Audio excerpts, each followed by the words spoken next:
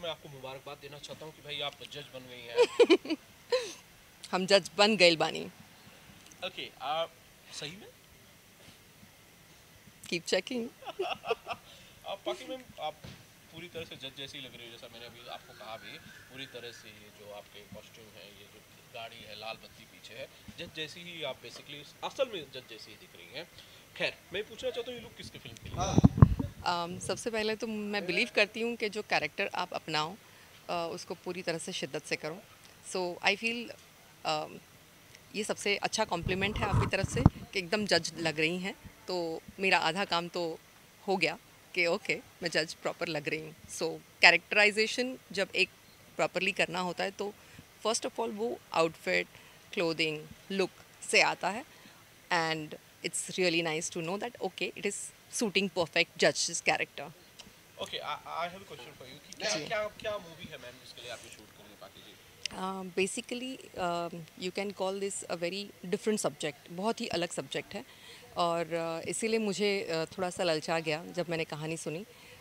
Normally कहानियाँ love centric और hero heroine और इसी टाइप की होती है, और थोड़ा सा जब इस तरह की कोई कहानी आती है जहाँ पर एक एक जज एक लड़की से, फिर वो एक औरत बनती है, फिर वो एक हस्बैंड के सपोर्ट से वकील बनती है, और उसके बाद में वो जज बनती है। और पूरी इस जर्नी में उसके लाइफ में कुछ ऐसी हरकतें होती है जो उसको एक बहुत डिफ़िकल्ट डिसीजन लेने के लिए मजबूर करती है। एक माँ के लिए जब एक माँ बनती है औरत, तो उसके लिए सब कुछ उसके बच्चे के इर्द गिर्द हो जाता है, और उसकी पूरी लाइफ बच्चे के पॉइंट ऑफ व्यू से चलने लगती है। तो कभी भी कोई इस तरह का सोच नहीं सकता कि एक औरत और एक माँ और फिर एक जज होने के वजह से उसको क्या क्या डिसीजंस लाइफ में लेने पड़ते हैं। इस बारे में ये कहानी है, और बहुत ही रोमांचक कहानी है। कोई सोच भी नहीं सकता इस तरह के पड़ाव इसमें हैं। तो मुझे इसीलिए ये कहानी बहुत ज़्यादा इंटरेस्टिंग लगी, और off the beat from normally जो फिल्में होती हैं उनसे काफ़ी डिफरेंट फिल्म थी। सो मेरा इंटरेस्ट हमेशा से ये रहा है कि ऑडियंस जब भी फिल्में देखती है सोचती है कि कुछ डिफरेंट करे, कुछ नया करे। जी। तो I think this is the one. अब बाकी मैम आपने बहुत सारी भाषाओं में अलग अलग किस्म के काम किए हैं, फिल्में की जी। हैं, और जज कभी नहीं प्ले किया है आपने, am I right? No never. First time. बिल्कुल। आपको हमने जब भी देखा है बड़ा ग्लैमरस अंदाज में देखा है, बड़े शानदार लुक्स में देखा है, बड़ी खूबसूरत जी। आपको फैंसी ड्रेसेस में देखना है, आज आपको जज वाले गेटअप में देख रहे हैं, बट आप इसमें भी खूबसूरत लग थैंक रही यू, हैं thank you. As usual. Okay, makes my day. Team के बारे में मुझे ज़रा बताइए बाकी मैम, किसके ये जो पूरी टीम है आपकी चंदन के डायरेक्शन में, चंदन के डायरेक्शन में, जी। टिम टिम तारा जो फिल्म का नाम है, जी। बाकी लोगों के साथ कैसा है? हमारा टिमटिम तारा एक छोटा बालक भी है, और उसके बाद में जब वो बालक युवा बन जाता है तो आदित्य ओझा जी प्ले कर रहे हैं। और बहुत ही इंटरेस्टिंग तरीके से प्ले किया है, क्योंकि उनके काफ़ी डिफरेंट शेड्स है जो नॉर्मली कोई सोच भी नहीं सकता कि इस तरह का शेड। सो पहली बार वो एक ट्विस्ट एंड टर्न्स वाला शेड देखने मिलेगा। तो आई एम श्योर उन्होंने भी ऐसा किरदार कभी किया नहीं है। और फिल्म प्रोड्यूस की है सनी जी ने। तो जी, सनी प्रकाश जी ने।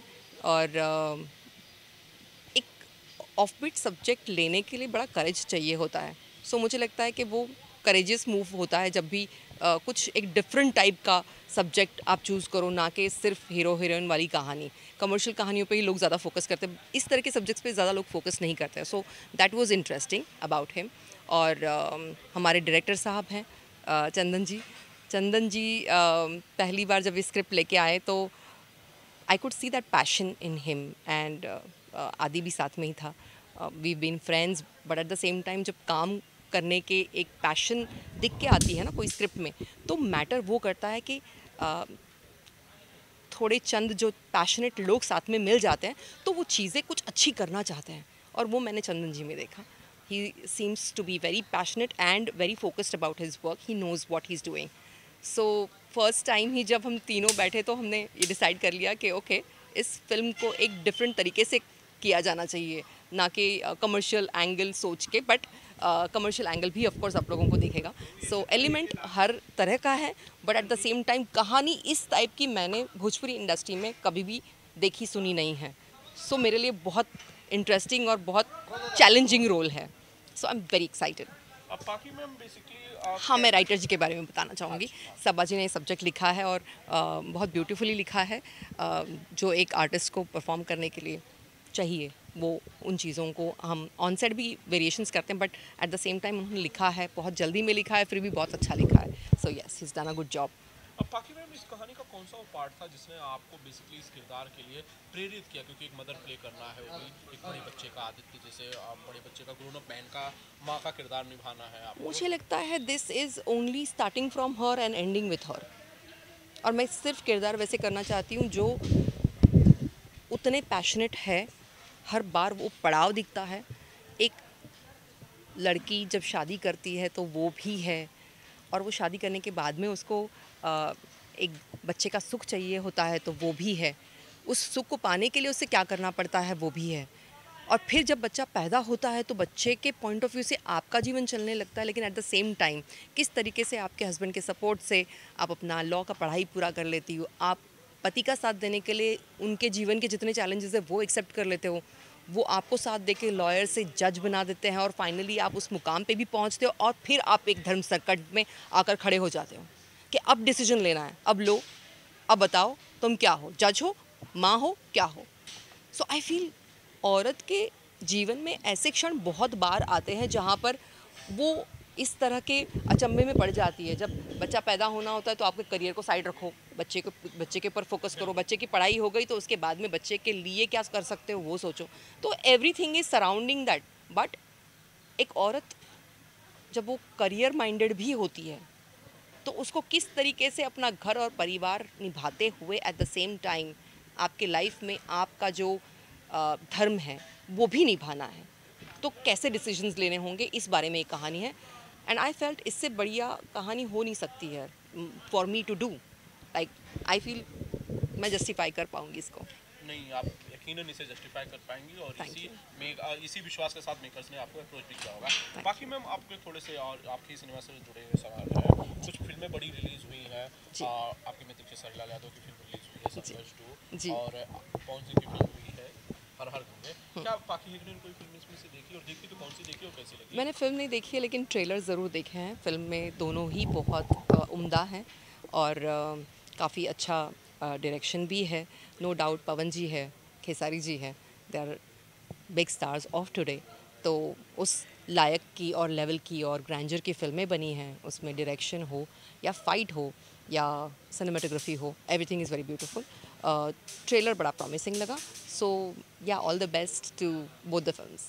मैडम, ये कहा जा रहा है कि ये फिल्में भोजपुरी सिनेमा को नेक्स्ट लेवल पे ले जा रही हैं। आपको लगता है ये एक नए ट्रेंड की शुरुआत हो रही है at least? I am sure, because जितना मैंने सुना है हर हर गंगे के बारे में भी, चंदन उपाध्याय जी की फ़िल्म है, और नो डाउट मैंने वो स्क्रिप्ट भी सुनी थी, मेरे पास भी आई थी, और उसमें जितना किरदार पवन जी का है वो गंगा मैया के ऊपर आधारित है, तो बहुत ही स्ट्रांगली वो प्ले किया होगा उन्होंने भी। I am very sure about that.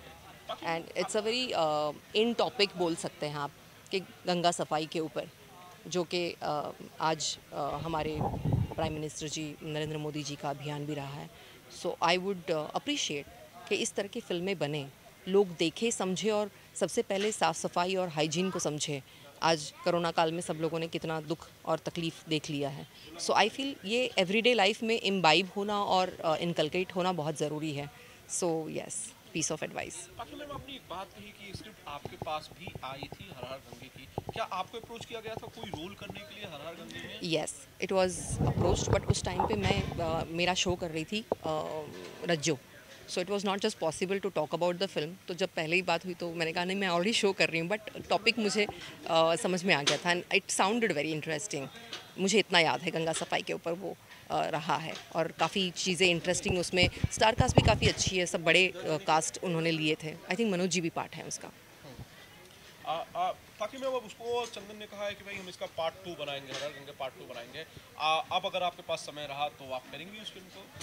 Of course I will hear the script, और मेरे लायक क्या क्या काम होगा वो देखिए। मेरे लिए इम्पॉर्टेंट है कि मैं ऐसे फिल्म का पार्ट बनूं जहां पे मुझे करने के लिए और मेरी ऑडियंस को मुझे देखने की जो चाहत है उसको मुझे दिखाने के लिए कुछ मैटर तो हो।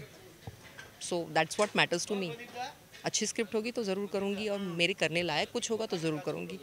I prefer different subjects and जिसमें मेरा कुछ अच्छा प्रोमिनेंट सा किरदार दिखे। बाकी में बहुत सारे लोग हैं अक्सर कमेंट करके पूछते रहते हैं, आपका गाना बड़ा हिट हुआ था बंगलिनिया, बहुत सारे लोग हैं, मैं शायद कमेंट्स को गिन नहीं पाता जितने सारे लोग कमेंट करते हैं। 125 मिलियन हो गए और 126 मिलियन पे चल रहा है अभी वो गाना।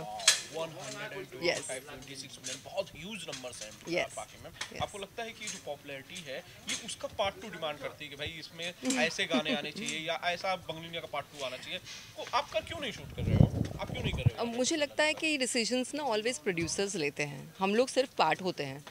तो नो डाउट जब बंगलिनिया 1 बनाए हैं और उसके सक्सेस से जैसे निरवा रिक्शा वाला बनी थी, निरवा रिक्शा वाला 2 भी बनी, निरवा रिक्शा वाला 3 भी बनी, तो आई एम श्योर ये भी क्लिक करेगा। आदिशक्ति इज़ द प्रोड्यूसर, तो ज़रूर उन लोग अगर सोचेंगे तो उनको सोच के बनाना चाहिए। आई फील आप ओके हैं, करेंगे अगर आप करेंगे?